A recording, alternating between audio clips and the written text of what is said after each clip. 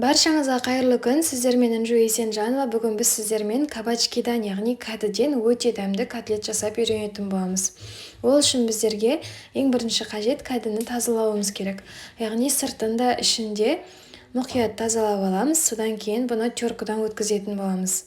Терканың қатты ұсақ жағымен емес, осындай орташа жағымен өткіземіз. Барлығын өткізіп алғаннан кейін қалған қоспаларымызды қоссақ болады.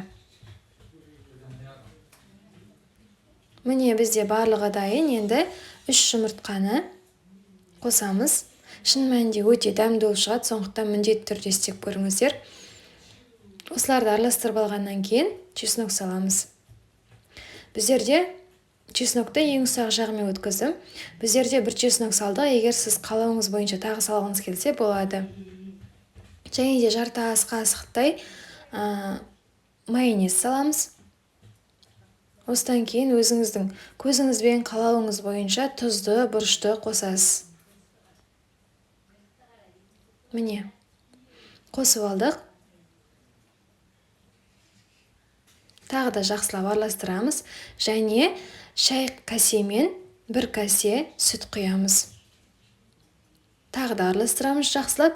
Осыдан кейін көзімізбен ұн саламыз. Біздің котлетіміз қатты қою да, қатты сұйық та болмау керек. Шамамен мен 1 шай каседей қостым ұнды. Осылай қосасыз. Осыдан кейін бауырсақ пісірген сияқты сұйық май құйып алып, жайлап құйып үстіне пісіретін боласыз. Шынында өте дәмді болып шығады, сондықтан міндетті түрде істеп көріңіздер. Отбасыңызға ұнайтынына сенімдімін. Бетіне мен дәм беру үшін чеснок пен майонез қостым.